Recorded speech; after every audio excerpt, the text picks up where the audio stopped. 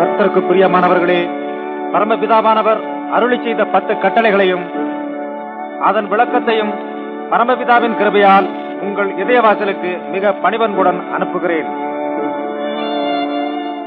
உயர்வான பரமபிதா கிருபையாலே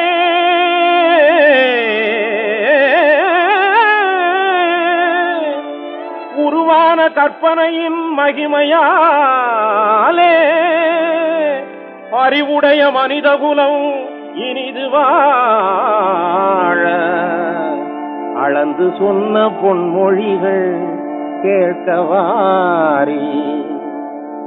பாவிகளுக்காக பாடுபட்ட பரமபிதாவின் கட்டளை 10 பெரும் பரந்த உலகத்தை சிறப்புடன் வாழ வைத்திடும் ஞான முத்து, பேசும் மனித வாழ்க்கையின் சொத்து. முதற்கட்டளை, என்னையன்றி உனக்கு வேறு தேவர்களை உண்டாக்க வேண்டாம். பல வழி செல்லும் மனிதரை ஒரு நிலைப்படுத்தவே நல் வழி சொன்னார். மனித இன வழி ஒன்றே, இறைவன் ஒன்றே என்றவர் மார்க்கம் சொன்னார் என்று மார்க்கம் சொன்னார். இரண்டாம் கட்டளை, மேலே வானத்திலேயும் கீழே பூமியிலேயும் பூமியின் கீழ் தண்ணீரிலேயும் உண்டாயிருக்கிற அவைகளுக்கொப்பான ஒரு சுரூபத்தையானாலும் யாதொரு விக்கிரகத்தையானாலும் நீ உனக்கு உண்டாக்க வேண்டாம். நீ அவைகளை நமஸ்கரிக்கவும் சேவிக்கவும் வேண்டாம். வெளுத்ததெல்லாம் பசும் பாலனை எண்ணும் பழக்கத்தில் மூழ்கி விடாதே.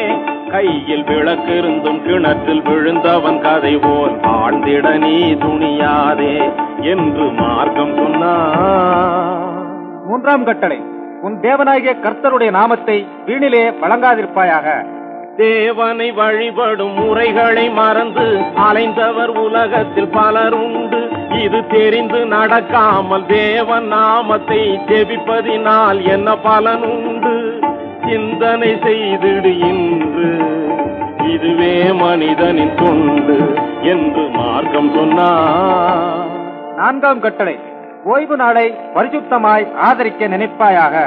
உழைப்புக்கு 6 நாட்களை ஒதுக்கி ஓய்வுகள் மறுநாள் வேளையிலே மனக்களிப்புடன் பரிசுத்த நிலையுடன் தேவனை வழிபடி ஞாயிற்று கிழமையிலே நலம் பெறுவாய் உன் வாழ்க்கையிலே, நலம் பெறுவாய் உன் வாழ்க்கையிலே என்று மார்க்கம் சொன்னார்.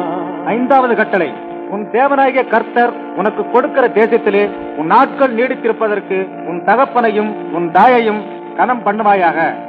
உண்மையில் அன்னை தந்தையை சொந்த கண் போல் காப்பது அறிவுடைமை, மேலும் அன்பாயிருப்பது ஒரு கடமை என்று அன்பாக கூறும் கர்த்தாவின் வார்த்தையை அறிந்து நடந்தாலே நன்மை தரும் அனுபவ வாழ்க்கையின் உண்மை என்று மார்க்கம் சொன்னார்.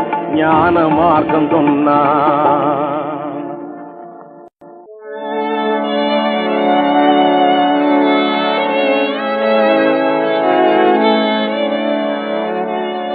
ஆறாவது கட்டளை, கொலை செய்யாதிருப்பாயாக. ஆறறிவு உள்ளவர்க்கு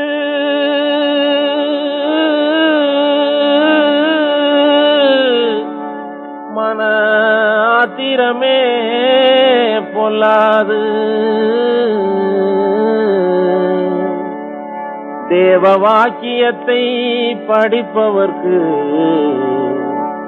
தீய கொலை கூடாது.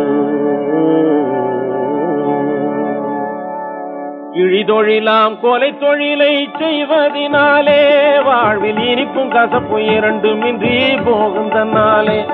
இதை எண்ணி பார்த்து உண்மை வழி காண்பதினாலே நன்மை இருக்குது பார் உலகத்திலே நீதி முன்னாலே என்று மார்க்கம் சொன்னார். ஞான மார்க்கம் சொன்னார். ஏழாவது கட்டளை, விபச்சாரம் செய்யாதிருப்பாயாக. விபச்சாரம் பெருங்குற்றம் மறக்க கூடாது. கற்பை விலையாகும் பொருளாக நினைக்க கூடாது. தவறான வழியில் ஆண் பெண் நடக்க கூடாது. கால சந்த கடை பொம்மை போல வாழக்கூடாது என்று மார்க்கம் சொன்னார். ஞான மார்க்கம் சொன்னார். எட்டாவது கட்டளை, களவு செய்யாதிருப்பாயாக. அழுது பிறந்த மனிதனுக்கு கவலை கூடாது, அந்த கவலை தீர உழைத்து வாழ மறக்க கூடாது. கொடிய களவு தொழிலை செய்து வாழ நினைக்க கூடாது என்று கர்த்தர் சொன்ன பொன்மொழியை மறக்கப்படாது என்று மார்க்கம் சொன்னார், ஞான மார்க்கம் சொன்னார். 9ஆம் கட்டளை, பிறர்க்கு விரோதமாய் பொய்ச்சாட்சி சொல்லாதிருப்பாயாக. மனசாட்சி ஒரு பக்கம் இருந்திடும் போது அதற்கு மாறாக பொய் சாட்சி சொல்லக்கூடாது. கனி இருக்க காய்க வரும் பழக்கம் கூடாது, பிறர்க்கு கவலையாகும் கோணல் வழியில் நடக்கக்கூடாது என்று மார்க்கம் சொன்னார், ஞான மார்க்கம் சொன்னார். 10வது கட்டளை, பிறனுடைய வீட்டை இச்சியாதிருப்பாயாக. மனிதன் பிறந்து அழிந்ததெல்லாம் ஆசையினாலே,